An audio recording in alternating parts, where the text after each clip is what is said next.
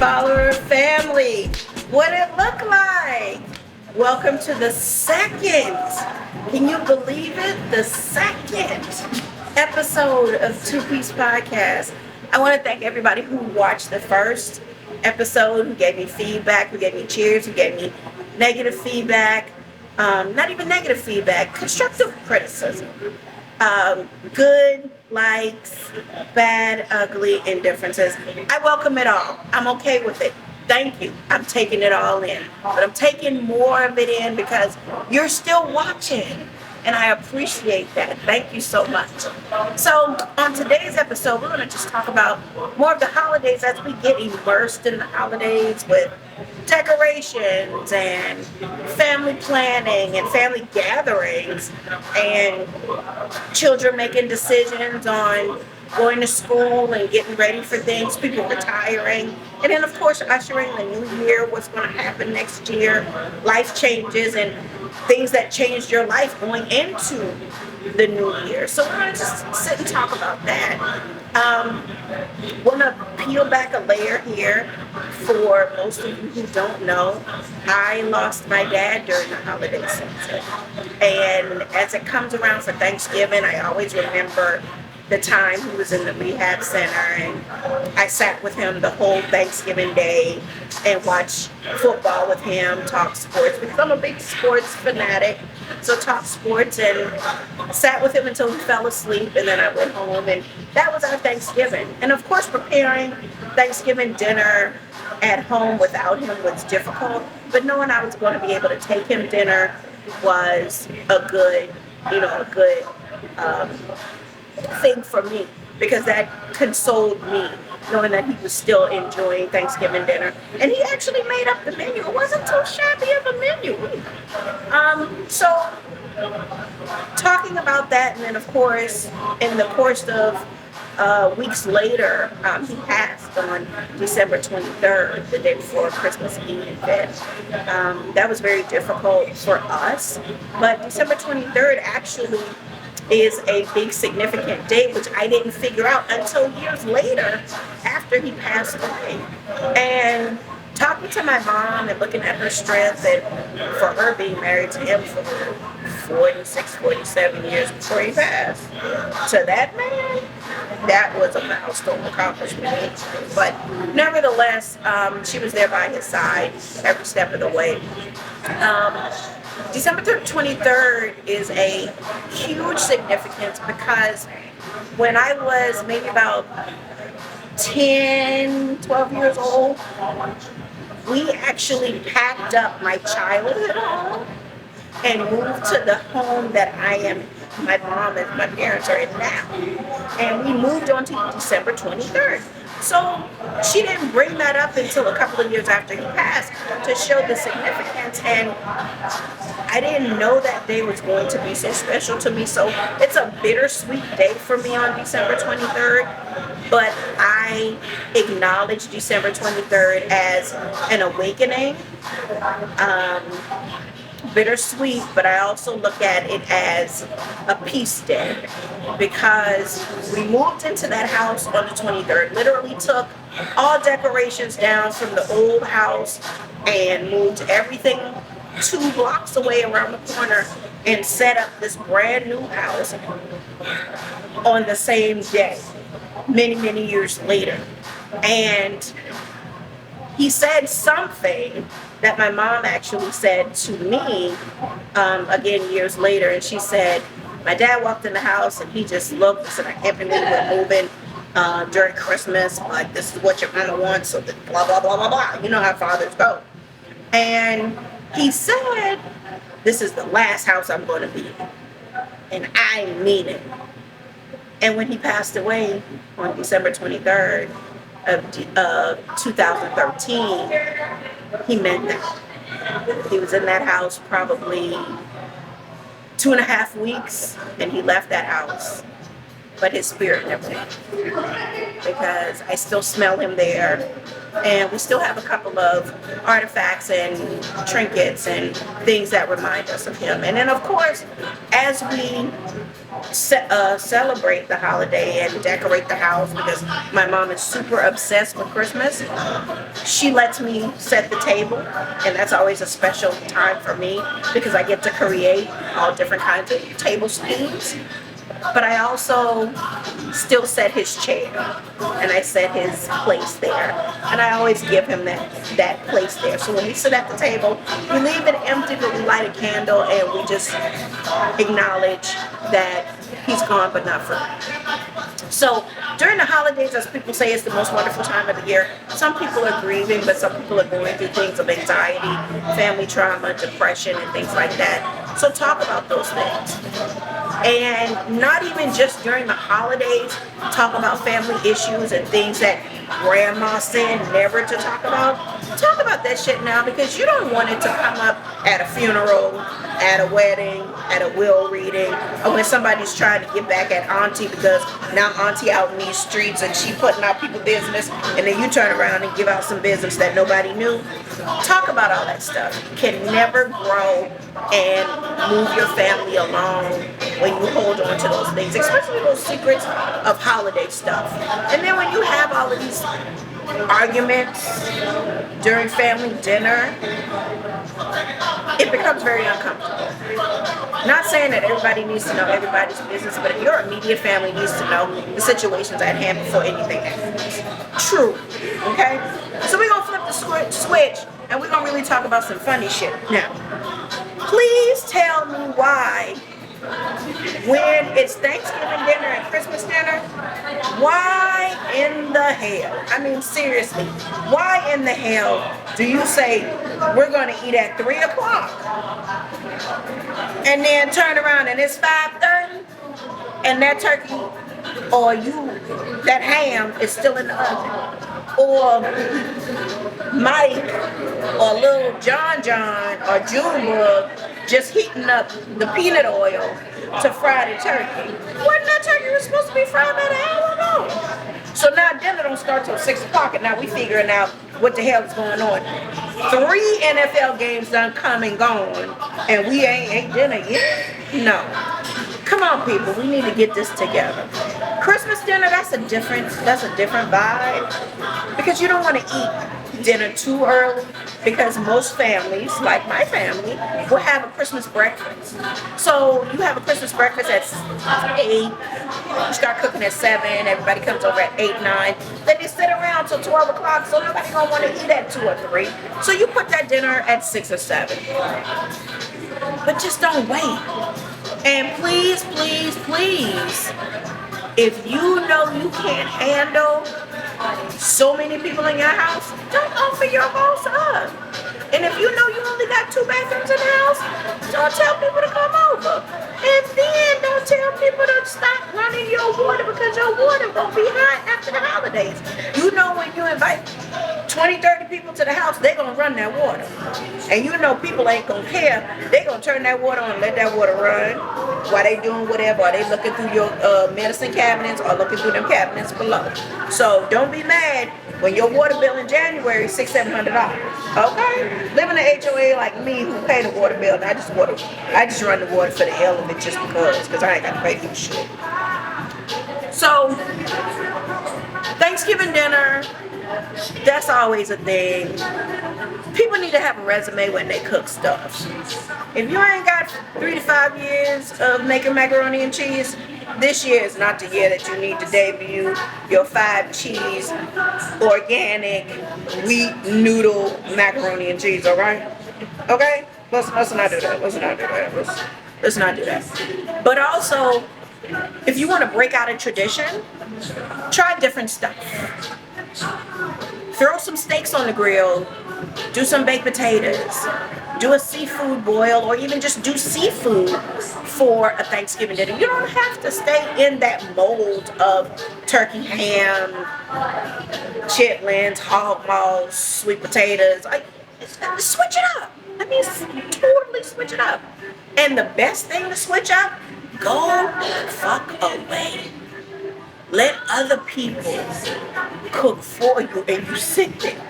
For example, we went on a cruise in 2019 for Thanksgiving for the full week from Saturday to Saturday. And it was amazing. Drinks, all inclusive package. Every night was a different night. They had a white party. They had a thankful day, which was on that Thursday, which was our day at sea, where you could just go to different different decks, like the Lido deck or the Tahoe deck or whatever deck, and you can just do little things and you can write little things that you're thankful for. And one of the things that I saw on one of the whiteboards, this little guy said, not being actually home for Thanksgiving, doing something different.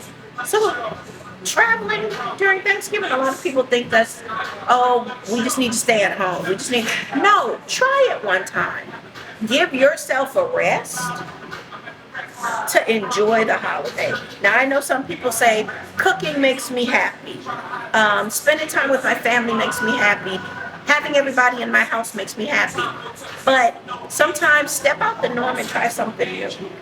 You may agree, you may not agree. I'm always about trying something new and spontaneity. So I'm not saying you got to do it, but I would say try it at least once. And when you try it one time, you can say, been there, done that, but I'd rather stay home. So you stay home. My mom was the been there, done that. She did it twice. She didn't like it too much, but we were a family, so she enjoyed it.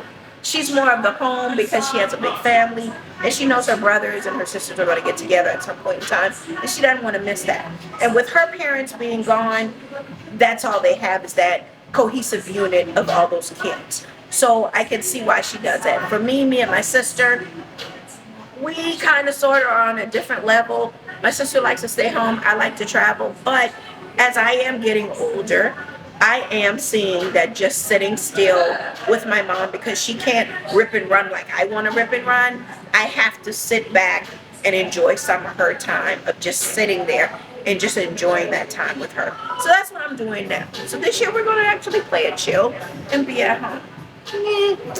But I'm going to do it. But I'm going to do it very gingerly and very drunken. You know what I'm saying? So, how y'all feeling today? Even though people ask you how you feeling, are you ready for the holidays? And everybody says, oh, I can't wait for the holidays. No, seriously, are you ready for the holidays? Because you know, we match the gas right after Labor Day. As soon as Labor Day comes through, and again, like we talked about on the first episode, homecoming season, so you all about your school pride, alum, HBCU, PWI, woo, woo, rah, rah, rah. And then after Labor Day, it seems like the stores match the gas and go straight to Halloween. And right after Halloween, they match the gas and they just totally forget Thanksgiving and go straight to Christmas. Like, why in the hell does my company right now in the hallway have a 12-foot Christmas tree up already? Like, who does that? We haven't even had Thanksgiving yet. I mean, we just passed Veterans Day. Can we give a salute to the veterans? Thank you for your service, veterans. We appreciate you and we love you. But can we let the veterans have that day first? Just for a minute. So you match the gas past Thanksgiving going into Christmas. And then the day after Thanksgiving, you hear Mariah Carey, Baby All I Want for Christmas Is You. Like, who the hell is, ain't nobody tired. Ain't nobody want to hear that shit. I mean, come on, Mariah. I don't want to hear that. No. But of course, it's not really officially Christmas until you hear the Temptations say, in my mind, you know? Yeah, I mean, come on. You gotta feel that. And then of course for my Charleston people, we gotta hear Bunquisha. You know? We gotta hear Otis at the door knocking, talking about Bunquisha. It's Otis. Can you open the door? Once we hear that, it's officially Christmas season. And then let me ask you about this. As far as Christmas is concerned, You remember back in the day when you would just wake up at 6, 7 in the morning for Christmas morning and you open up your gifts and you're playing with your gifts and you're calling your cousins telling them what you get and you outside at 9, 10 o'clock in the morning, you riding your bike and playing with your toys and you outside all day, like to where your parents have to call you and say, come in the house, take a bath so we can eat dinner. Like, that was the thing to do. Now, like my nephew, who is an amazing 18 years old, he doesn't even go outside. Some of my cousins and some of my friends' kids, between that age of 13 to 18, and I'll even drop that a little bit to 10 to 17, they don't even go outside. They don't even open Christmas presents. They are on their technological phones and FaceTiming on their games and stuff like that. They don't even go outside. Sometimes these motherfuckers don't wake up until 12, 1 o'clock in the afternoon. And then they walking around with a fucking sweatshirt on and some slippers and some socks talking about what's for breakfast. Bitch, it's lunchtime. You done miss all the Donny Hathaways, all the grits and the eggs and the salt. I mean, what you want us to do? You woke up at 12, 1 o'clock. I mean, what did you work a job? Let me understand. Did you work a job? So the holidays, it's going to be a lot, you know, and with gatherings just getting back on a norm, on a good pace, and people are feeling more safe to let people in their guarded space. You know, of course we just say be safe, be fun, be happy, and be around the people that you want to. Let's not have any tragic issues or any tragic moments. But again, have those talks with your family about what's going on in the family, as we call at our family reunion, the state of the family union address. Let people know who they are. Let people know who cousins are cousins. We don't want somebody to show up at the dinner with your second cousin on your daddy's side talking about this my girlfriend. No, P, you messing with your cousins. And then everybody sitting there looking at you, and then grandma gonna be the one talking about y'all gonna have some stupid ass kids because y'all related. Know who your family are, like serious. And then of course, going into the new year, it's always a fresh start. You don't need to fresh start at the new year. Start fresh today if you want to do something new. If you want to start a new venture, get that mindset now. Don't wait till January.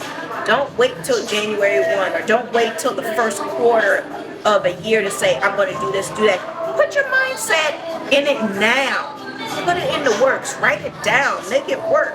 That's how I began with this podcast, by writing it down and getting in the mindset. But then also with the support system that I had, which, let me shout out one other person, my best friend, AP of the Patent Advantage Real Estate. Hit her up on Facebook. She got me into getting into your dream and getting into your mindset and bringing me to an event where I met Reese at Capture the Moment Photography. And we took it from there and we made the idea work. So change your mindset. Nobody's gonna think it's dumb because it's you. And if you believe in you, then guess what? It's going to succeed because you decided to make it work. If you aim for the stars and you land in the dirt, guess what? You fucking landed in the dirt. Guess what? You tried. I'm trying.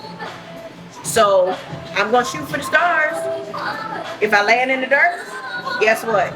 Pick me up, wipe me off, give me a drink, and then we just go from there. We'll laugh about it later.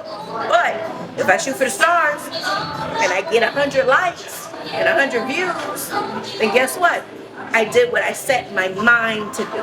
And that's all about mindset. So that's what I gotta do. I let my little valley that I figured out to make as my platform. And I worked that platform to where I am today, which we're at episode 2. How great is that? You know what I mean? So, my two-piece podcast family, 100, we just went there. So, thanks for listening. We'll catch you on the flip side for episode 3. As I always say, shades on, glass up. We'll see you next time. Thanks for joining.